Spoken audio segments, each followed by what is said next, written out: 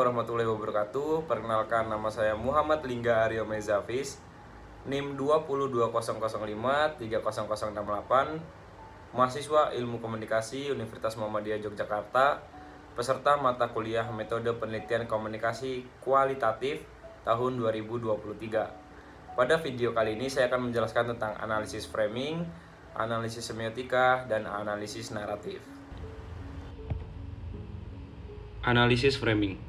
Analisis framing adalah metode penelitian yang digunakan untuk memahami bagaimana pesan disusun dan disajikan dalam suatu konteks tertentu.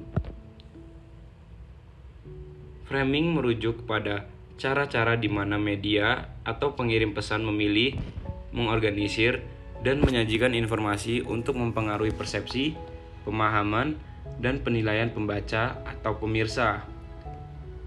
Dalam analisis framing, peneliti menganalisis elemen-elemen seperti judul, gambar, penggunaan bahasa, dan pengaturan konten ataupun berita untuk mengungkap cara pesan disusun untuk menciptakan interpretasi yang diinginkan. Adapun contoh dari analisis framing, yaitu peneliti dapat menganalisis bagaimana berbagai sumber berita melaporkan tentang protes lingkungan. Peneliti akan melihat bagaimana berbagai judul, gambar, kutipan, dan bahasa yang digunakan dalam artikel tersebut dapat mempengaruhi cara orang memahami dan menafsirkan protes tersebut. Misalnya, sebuah artikel yang menggunakan judul yang menggambarkan para demonstran sebagai kelompok ekstremis mungkin akan mempengaruhi persepsi pembaca tentang protes tersebut. Analisis naratif. Analisis naratif merupakan metode penelitian yang digunakan untuk mempelajari dan menganalisis cerita atau narasi.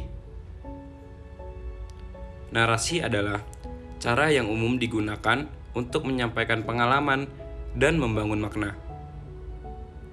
Dalam analisis naratif, peneliti memeriksa struktur narasi, karakter, plot, tema, dan elemen-elemen penting lainnya yang membentuk cerita.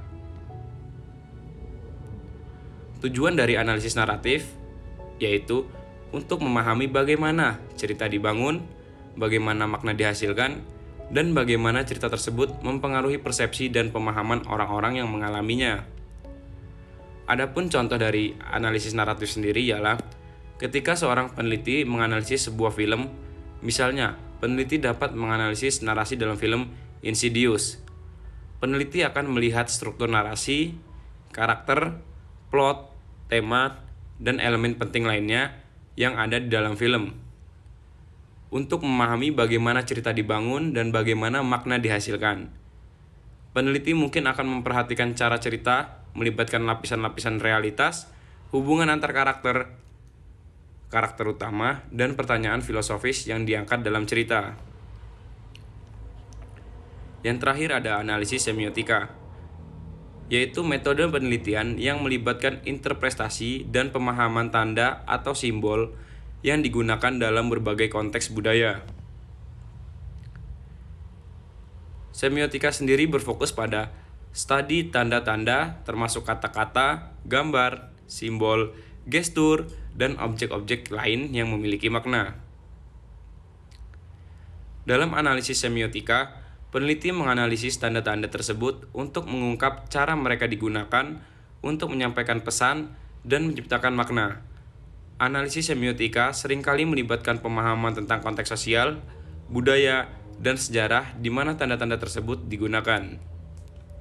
Adapun contoh dari analisis semiotika sendiri ialah ketika seorang peneliti menganalisis iklan dalam majalah. Misalnya, peneliti dapat menganalisis iklan produk kosmetik dan memeriksa tanda-tanda yang digunakan dalam iklan tersebut. Peneliti akan melihat gambar, slogan, warna, dan elemen-elemen visual lainnya yang digunakan untuk mempromosikan produk. Peneliti akan menganalisis bagaimana tanda-tanda ini mengirimkan pesan tentang kecantikan, kepercayaan diri, dan nilai-nilai tertentu kepada konsumen. Misalnya, penggunaan gambar model dengan kulit yang sempurna dapat menyampaikan pesan bahwa produk tersebut akan membuat pengguna memiliki kulit yang sangat indah. Kesimpulan dari ketiga analisis ini ialah dapat digunakan untuk menganalisis berbagai jenis data, termasuk media massa, iklan, cerita, bahkan interaksi sosial. Metode-metode ini membantu peneliti memahami cara-cara di mana pesan, cerita, atau tanda-tanda dibentuk, disajikan, dan diinterpretasikan, sehingga dapat memberikan wawasan yang lebih dalam tentang cara berkomunikasi dan makna dibangun dan dipahami dalam suatu konteks tertentu.